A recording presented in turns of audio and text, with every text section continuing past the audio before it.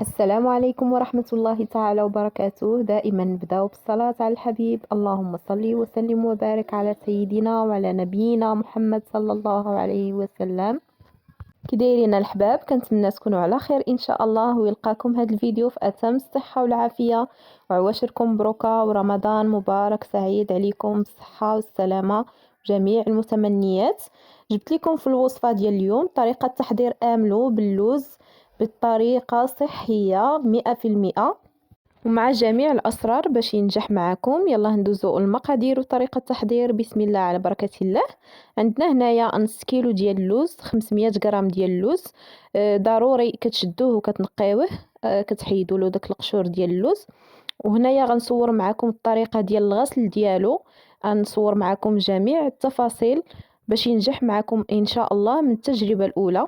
هنايا خديته وبديت كنغسلو وهو في الصفايه على هذا الشكل هذا. غنغسلو تقريبا 3 ديال الغسلات كافيين باش انه يصفى معنا اللوز. وانتم على حسب اللوز اللي عندكم، الا شفتوه في الغسله الثالثه مازال ما صفاش مزيان وليو زيدوه الغسله الرابعه ماشي مشكل. صافي هنايا غنكمل الغسلات كيف ما سبق لي قلت لكم، غنغسلو 3 ديال المرات. صافي من بعد ما غنغسلو غنخليه كيتسقطر معايا في داك الشبيكانيت حتى كيتسقطر. وكناخدو داك بابي كويزين اولا الورق الشفاف، هذاك هو باش غنستعن باش غنشف اللوز ديالي مزيان، حيت ما غنخليوهش يبات تقريبا ليله كامله. مباشره غنوجدو معاكم، لا داعي باش يبات ليله كامله.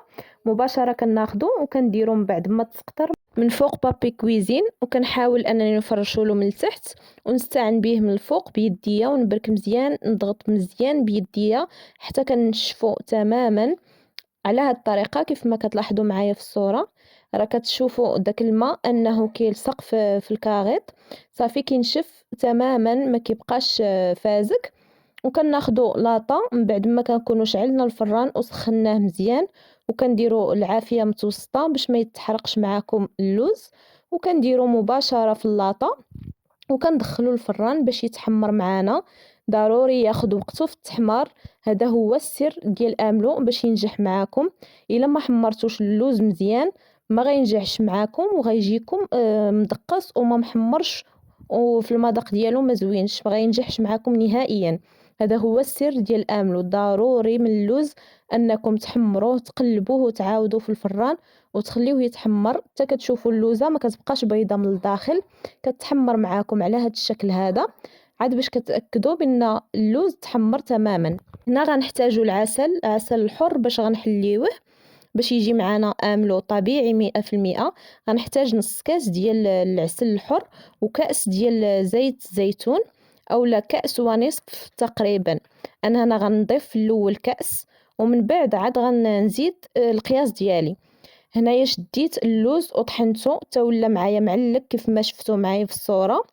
طحنته وهو باقي دافي، وخديت مولينيكس ودرت فيها داك كاس ديال زيت الزيتون وضفت فيها داك اللوز المحمر ومطحون، وغنضيف عليها داك نصف كاس ديال العسل الحر وغنطحن مزيان. هنايا جاني باقي ثقيل شويه وليت زدتلو تقريبا واحد نصف كاس ديال زيت الزيتون. هذا هو القوام المطلوب اللي كنبغي انايا، كنبغيه خفيف وفي نفس الوقت ما كتحتاجوش انه يتختر معاكم وتحركوه، كيبقى في نفس القوام ديالو، كيبقى محافظ على القوام ديالو على هذا الشكل هذا، وما كيتصفاش الزيت من الفوق واملو من التحت. بالعكس كيبقى هكا، كتبقى النتيجه كيف ما هي. غير جربوا هاد الوصفه ديال املو طبيعي 100%.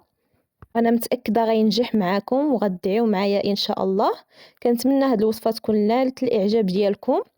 بالنسبه للناس اللي اول مره غيشاهدوا قناتي وقناتكم مطبخ اسماء للمبتدئات، ضغطوا على زر الاشتراك ويفعلوا الجرس باش يوصلهم كل ما هو جديد. الى وصفات اخرى ان شاء الله. دمتم في رعايه الله وحفظه، والى اللقاء.